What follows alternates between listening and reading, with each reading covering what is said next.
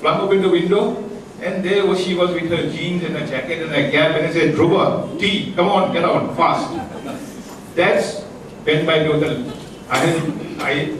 And when I saw it was Ben Bailo, felt like hugging her, telling her that you are the one who made my morning with the bird chirping around.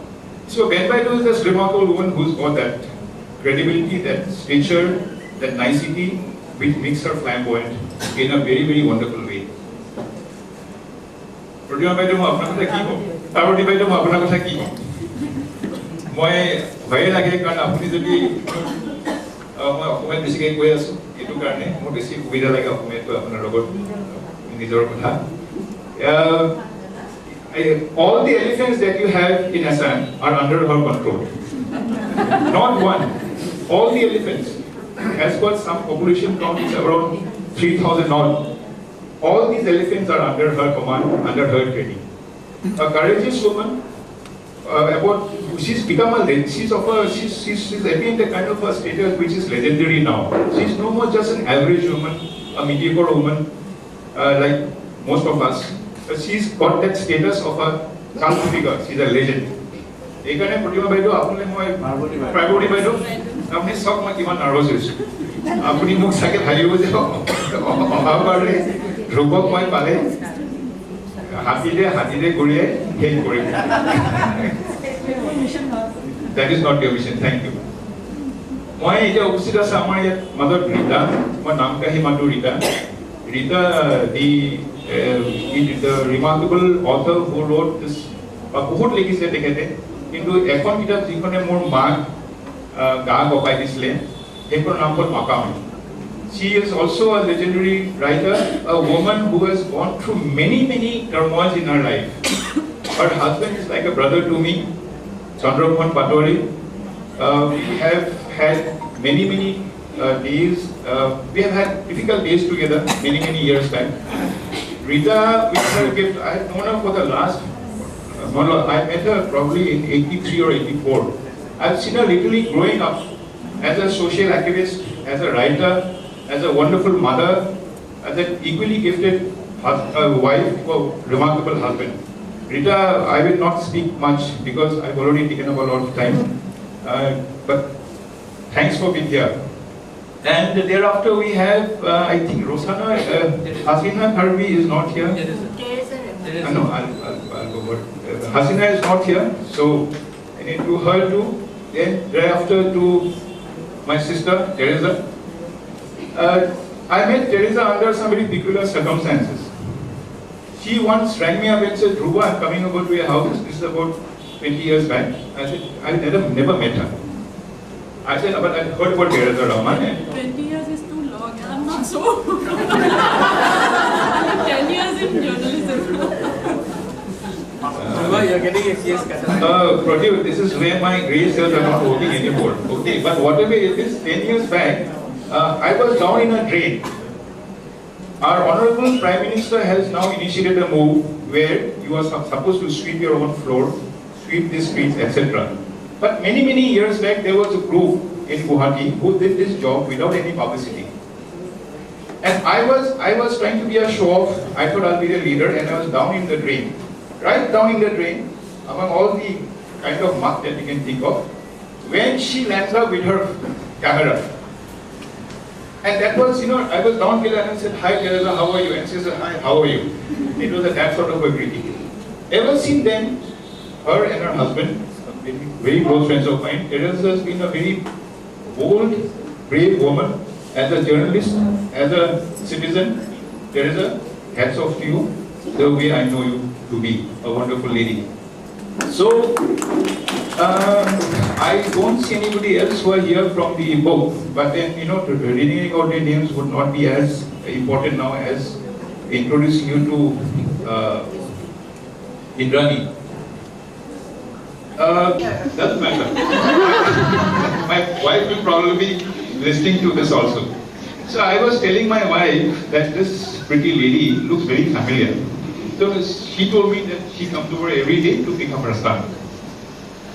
Soon after I met her and I said, ma'am, would you mind if I say hello to you? But you come here very often. I'm Dhruva Adharika. And she said she's Indrani Raivedi. Couple of months later, I find her name in the Tribune, and ever since then, that's been from 1996 till now, lawyer, Indrani has been also a part of the family. Her husband, Ambika, where are you? Ambika, hi. See, he didn't introduce himself when he came. And it's also damage control. So, Indrani's aptitude, her writings are from the soul. There have been very few times when I have not run her up on a Sunday morning when her column, The Third Eye, comes up. And I've always told her that Indrani, this is something, I think someone used the word intense out here, intensity. I think it was Wasfield who said. And that sums up her writing, that sums up her personality. She shoots from the hip. She's like one of the clean dozens, the dirty dozens. She doesn't hold back. She goes straight for the jugular, she holds you there, and she commands you. A writer who can command is the writer who's after my soul. Ambika, please understand what I'm saying. A year or two after that, when I first came to know her and meet her, she rang me up one day and told me that, Rubalda, I've written a book called The Second Coming. Would you mind doing a review for this book? I'm basically a fictionalist, write stories basically for myself, and I didn't know how to go about it. But that was the first ever review I did of a book, and I like it all the way, Bhaskar. There's a very beautifully, simply written book about certain issues that were close to one's heart. She's written 12 books so far, 5 of which are fiction. And it's again quite a coincidence that there should be 12 books and 12 writers portrayed here in this book. But ladies and gentlemen, the other books apart, The Stranger's Night, A Concubine's Room, all these apart, her greatest gift is the fact that she can reach out, is how I have begun my this evening speech. She can feel. That is the amazing part of it. I once asked her, Pradyut, when she had written about certain aspects about a person changing his or her Facebook snap all the time. And she wrote there that a person changes her or his photo, his facial features so very often in Facebook. Doesn't it, speak of a personality disorder? It struck home. I said, oh my God, this girl's hit the nail right on the head. Call her girl. Girl. Biggest compliment, thank you. She's a girl, by all means. Anyway, that's Indrani for you. A woman who reaches out to others. She's I would not call her a feminist. Ishanta, you came in a bit late, so I'm introducing you generally to all of them. Ishanta is the publisher of, she is the owner of Western Book Depot, Modern Book Depot. By the way, this is my game for Koreas. Anyway, Indrani, you have written about 12 women, but there is a 13th woman. That is me. That is you. I was born on 13th February. You were born on 13th February. Just in time for Valentine's Day. Ambika, great, but which I know will turn out very well because I know your style and your form. God bless you. God bless all the other personalities who figure in the book. And may you keep on writing, may you keep on giving us more happiness, because finally that's what life is all about. How much you can offer to others by way of happiness. At least today, despite my sweating, despite my being nervous, you have made me happy. Thank you very much.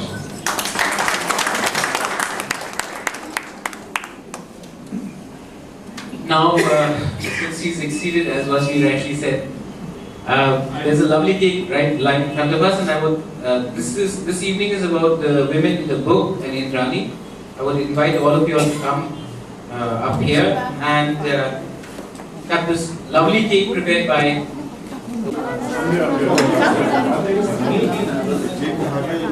Everyone, please give them a very big hand.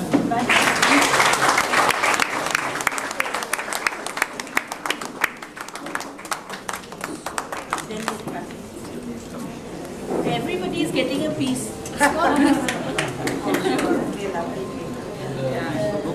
Now we release the book. And now now for the release of the book. Please.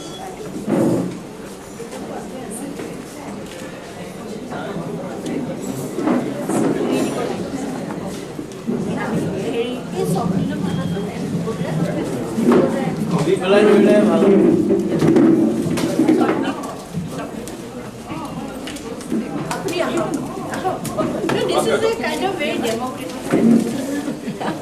and I was supposed to go on quickly. We don't forget us. I give that. Your hand comes in the camera. One second.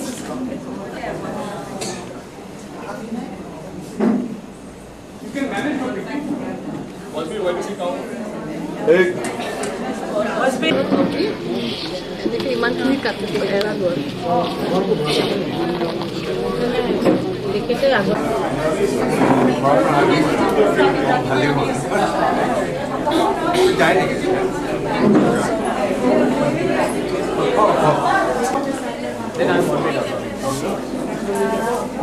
I believe that I've worked hard to gather around and swap stories. Remembered faces, known voices, a feeling of oneness, being alive in the moment. I have been writing for almost 4 decades, which is more than the age of many of you out here. My desire to boast about the decades I have put into this calling makes me careless in the delicate matter of hiding my true age. I wrote my first story for the Cottonian because a young artist I was in love with promised its illustration. This is for my husband. And he went on to become the father of our sons. My latest short story generated likes on Facebook. One of them was my daughter-in-law. Indeed, my writing has straddled different worlds.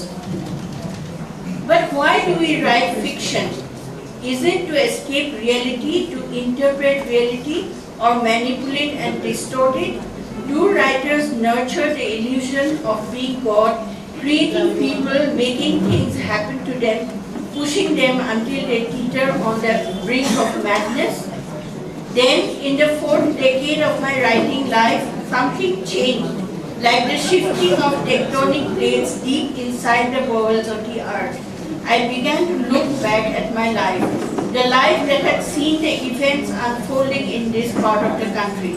I was there when we walked the streets with lighted torches in the movement against foreigners. I was there when killings, the burns, the repressions held sway. I was there when bomb blasts took away the lives of children, when ethnic strife brought people pouring into camp. And I have witnessed that in spite of all this, people have steered their lives with courage, resilience and hope. I began to feel within me that yearning to write about this corner of the world that is so dear to me.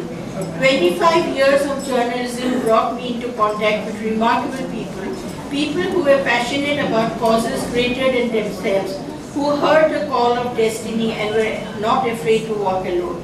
And more than anything else, I wanted to sing a song of tribute to the women of the Northeast. This book is not my book, it is our book. Mine and the 12 other women who are featured here. It is a fluid, spontaneous, creative, honest and inspired collaboration of 13 women. It took me 2 years to write this book. 2 years of late night research, long phone calls, emails, meetings, laughter, arguments, jokes, tears. 12 stories, stories that were difficult to tell. Stories in which I had to use the skills of creative fiction. Character building, atmosphere, dialogue, suspense, and yet make no compromises with the truth. As more facts emerged from the meetings, as more confidences were shared, 12 lives were revealed to me. Jahnavi Goswami took me to the moment she stood at the bedside of her dying husband. Bertha Dakhar guided me to her dark, visionless world without colors. 62-year-old Monisha Bell drives me to Tejpur at top speed as she talks of changing the lives of women in this part of the world. Hasina Kharbi makes me understand how you feel when you are followed, spied upon and threatened with death because you seek to free people from the cages. And Monju Bora, film director, explains how she explores the world of middle-class life, the fetters of poverty, the tragic destiny of Joymoti in her award-winning films. Mary Kom encapsulates the triumph of the human spirit. Mona Lisa Thankija, her baby strapped to her back, takes a perilous journey in a land rife with the army and insurgents to go to the heart of the truth. She was once described as the only man in Nagaland. Parvati Borwa takes me to the heart of the jungles in the summer heat and the winter cold, revealing to me a life spent among nature's noblest creatures, the elephant. Rita Chaudhary takes me to the turbulence of the Assam movement and reveals the tragedy of a forgotten people. I accompany Teresa along her adventures across this fractured land, and Urmi Majumdar teaches you that you can walk tall even when each step is an excruciating effort. This effort on my part is not wholly reportage, it is reportage with heart. All through the writing of the book, I have asked myself these questions. How much of factual information is the reader interested in? Can emotion stand on its own without truth to bolster it?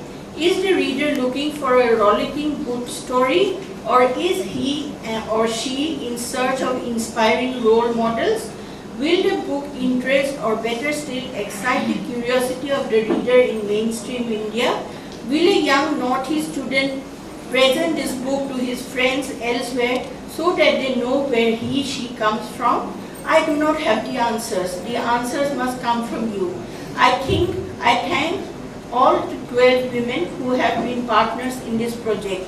Even as I take this book to the world, they are all quietly working towards new goals. In the end, I wish to thank the many people who have made this event possible.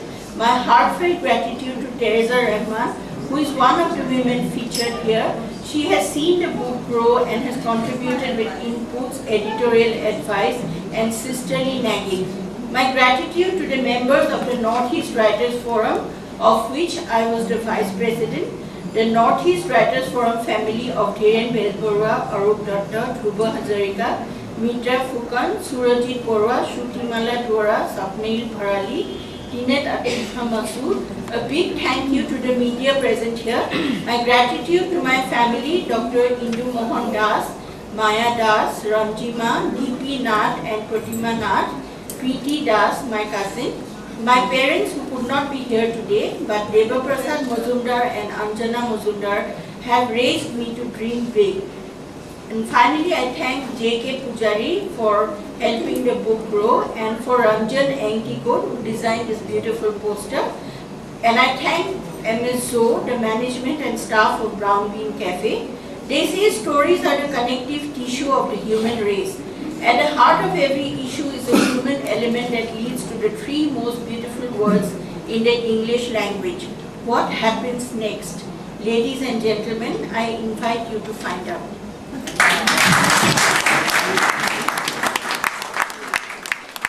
Why do women forget their husband? So as P.V. Singh has rightly said, why do women forget their husbands? She hasn't forgotten. She hasn't. No, I had mentioned Yeah, that. pretty much earlier. mentioned. But P.V. Singh would like to think And my otherwise. husband is a person of very subtle taste, so he would not like me to name him. So we would like to make this more fun and more interactive. But just before I start, I have not met the ladies before today. But let me say, when we hear about Mrs. Bell actually driving a jeep, reminds me of my own sister, Preeti, who would take a jeep and go at 160 kilometers an hour and make us feel terribly scared as youngsters. Or she would actually work with wildlife protection and became an animal welfare officer. When we speak about Chaudhary ma'am, we have one similarity. I was jailed too during the student side agitation. And then eventually, indirectly, we are associated with politics. But I do like the fact that you have documented the stories on the Chinese Asmis who, in your book, and your travel to South China, and when you're candid enough to say that only 20% of your book is actually based on facts and the rest is, you're being honest enough, and I think that 20% is far more important than anything else. Teresa, she first came to interview me in Tripura. I remember, and I think she predicted that we will win the elections. We lost. We're still losing. But then she's been extremely sweet, and we've remained in touch, though we fall off the grid once in a while. I think what she did with Tehelka in the entire fake encounter case also opened up a lot of questions which human rights organizations would say, but nobody followed it up with facts. What she did was very brave, and not brave because she's a woman. We expect a journalist to be brave, nevertheless, regardless of her gender. What she did and what she followed up with was extremely important. In Northeast, where we come from, we have a problem. We report a story. We're very sensational in some of our reporting, but we never tend to follow it up or never have the gumption to follow it up. I think what Teresa did was extremely heartwarming, and she's truly an inspiration specifically on that story to many of us. Indrani ma'am, who I've met today. Please don't call me ma'am. Okay, yeah, I know. I mean, if somebody's called her girl, and Dhruva has been very candid That about is the other extreme. So, we respect women because of what they have done.